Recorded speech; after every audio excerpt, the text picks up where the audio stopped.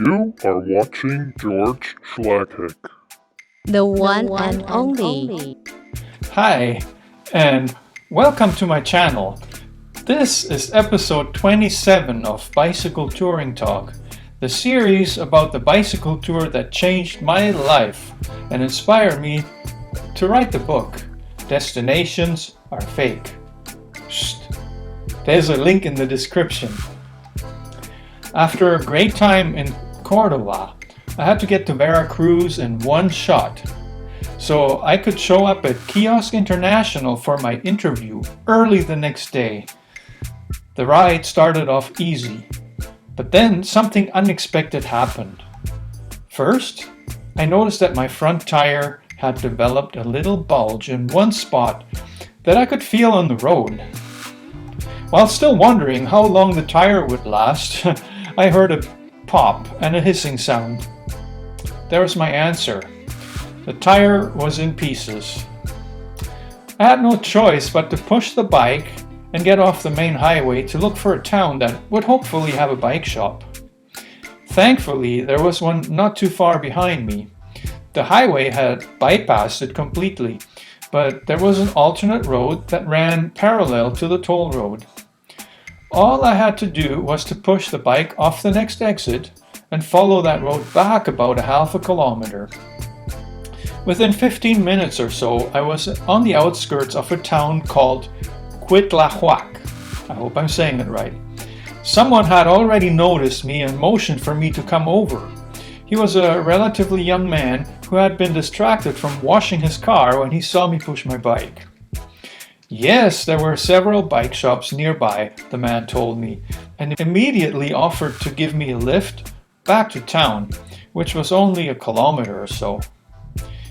Even when I declined because I figured I could easily manage, he insisted.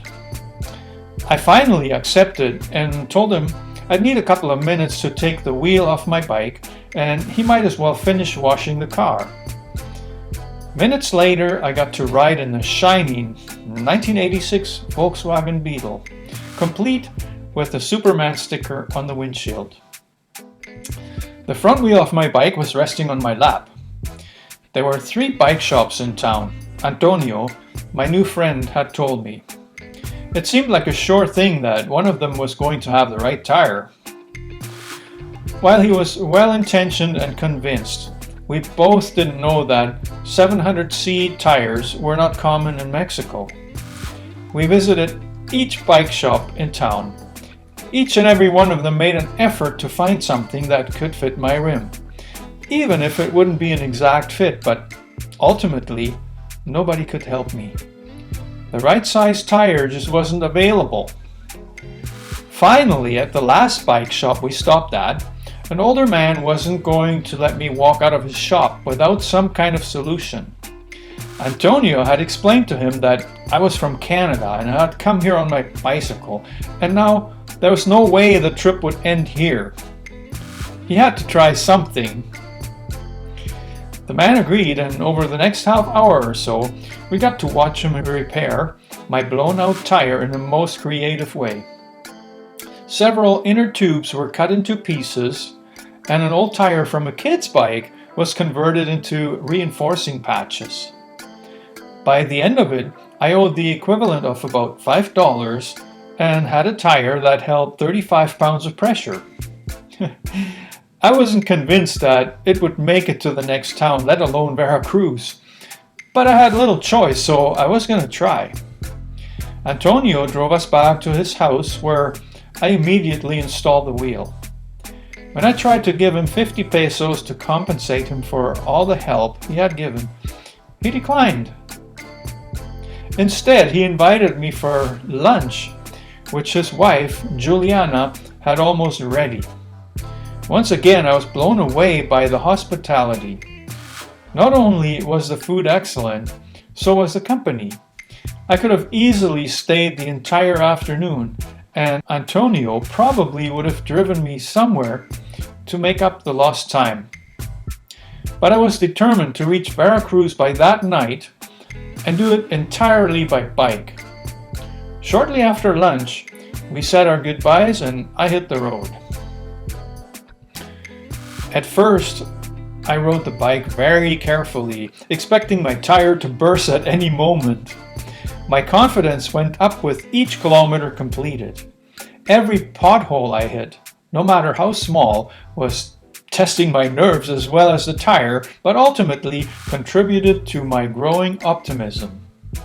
After a while, it seemed pretty sure that I was going to make it to Veracruz, and my focus shifted from merely arriving to reaching the city before dark. I didn't exactly accomplish that, but at least I got close enough to town to find my way around. Once all daylight was gone, I resorted to riding the less traveled streets or pushing the bikes on sidewalks and through narrow laneways. I still had no clue where I was going to stay this time around, and nor was it a good time to be picky. The cheapest hotels were in a shady area around the market, so that was where I ended up. Then it was Monday afternoon, and for the third time, I had returned to Kiosk International for an interview. It went smoothly. The management liked me, and I sort of knew right from the start that they were ultimately going to hire me. There were some more hurdles to overcome first, though. I was sent home, or back to my hotel, with an assignment. I was to teach a test class the next day in front of faculty members who were then going to decide whether they thought I was fit to teach English. Their students were mostly wealthy people who paid a substantial tuition. I took it seriously and spent the rest of the night preparing a lesson, just like I had learned during the 60-hour course I had taken to get certified. When I stood in front of the group of 4 teachers and the coordinator the next day, I was quite nervous, but not enough to let it truly sidetrack me. I had nothing to lose and a whole lot to gain. All I had to do was demonstrate that I was able to present the course material in an easy-to-understand manner without putting everybody to sleep. The key to accomplishing that was in the so-called icebreaker activity at the beginning of the lesson. I had decided to start off with a game called Packing. It's basically a memory challenge. The idea was to get everyone to imagine they were packing their suitcase for a trip to Canada. They were to take turns saying the following phrase: I am going to Canada tomorrow and I'm packing my suitcase, whatever. At each turn, they not only had to fill in the blank with their own items of choice, but also repeat all the items that had come up prior in the correct order. Eventually, the chain would get too long to remember and somebody would screw up. In the meantime, everybody was having so much fun that they became a lot less focused on my shortcomings. I went on to teach a lesson about things being tall, taller, and tallest, basically using the word tall to demonstrate a grammatical principle. After the test lesson, I was invited into the coordinator's office, and I got hired on the spot. I was going to teach a 4-hour class of fairly advanced students every Saturday morning and a small class of TOEFL students Monday to Friday. In the morning for 1 hour, starting at 7. For now, that was going to be all. I walked away happy that day. I had enough time to get settled in Veracruz before the new challenge was about to begin. First, I had to look for accommodation in close proximity to the school. I was considering renting a small apartment or a room in someone's house. In the end, however, a family-run hotel turned out to be the best option. The key to a good rate was some negotiating. After spending quite some time searching ads in the paper and walking all over the area surrounding my new workplace, I was able to rent a room with Wi-Fi, cable TV, a full bathroom including a hot shower for 3,000 pesos a month. This meant only $100 per day, which is the equivalent of about $8. The only catch was that I had to pay the money up front. Cash. It seemed worth it and I had found a place.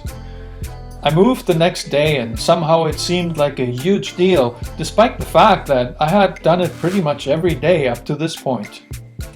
The rest of the week went by in a hurry. Suddenly it was Wednesday and I started to realize that there would hardly be any time to take it easy before starting my new job. Bit by bit, I found out how much preparation was involved in getting myself ready, even just for the first lesson, never mind the rest of the program. Besides having to prepare lesson plans, there were mandatory staff meetings, and they were held entirely in Spanish. The little free time I had left was spent looking for a bike shop that carried 700C size tires, since I still needed one for my bike. Even in Veracruz, it turned out to be harder than expected. Sure, there were plenty of bike shops in the city, but they all carried pretty much the same standard assortment of utility bikes, mountain bikes, and children's bikes, which all had the same limited number of tire sizes. Soon, I was convinced that nobody in Mexico had ever even heard of 700C tires. It was frustrating, but it didn't really matter immediately because I wasn't going anywhere for a while. There surely had to be a way to get the darn tire by March, even if I had to order one from Canada. For the moment, the defect did not even prevent me from using the bike for local transportation. The patch tire was still holding up and would last for a while, especially without having to haul any luggage. As soon as I had stopped worrying about the dilemma and had basically put off dealing with it, I came across a specialized triathlon store. NBC, Boutique Triathlon y Mecánica, was able to get the right tire for my bike within a week's time. Jorge, the owner, remains a friend until this day. I would recommend NBC to anyone needing help with their bicycle in Veracruz. Friday afternoon finally snuck up on me, and it might as well have been Saturday morning. I ended up spending the entire afternoon in my room trying to build a lesson plan. The task was daunting, and I could not seem to focus on it long enough to actually pull it off. I dismissed my troubles as inexperience and vowed to get better. But for now, I had to overcome this first major challenge. Teach a class of about 12 students for 4 hours. The lesson included 2 grammatical principles that I had never consciously analyzed besides applying them for some conversational practice. Of course, I was nervous about teaching my first class. I had no experience with timing the activities beyond teaching a 20-minute test class, which seemed like a piece of cake by comparison. To get my mind straightened around, I finally left the room and the unfinished work after dark. A long walk would surely put things into perspective and perhaps give me some insight into what obvious piece of the puzzle I was missing. Within minutes of walking along the boardwalk, I totally forgot my dilemma. The weather was perfect. A light breeze was blowing from the ocean, providing relief from a hot sunny day. There's always something going on along the shore, across from the port. I became absorbed in watching the street performers and a group of people who seemed to be practicing dance moves for an upcoming performance. This kind of simple yet joyful and wholesome nightlife did a whole lot to shape my perception of Veracruz as a beautiful cultural city. I didn't return to my room till about 1 in the morning. And then, well, it's all in here and you could catch me next week for episode 28. I'll tell you how it went. My first ever lesson as a teacher. No teaching experience. Why don't you subscribe to my channel so you sure won't miss that one? I'll see you.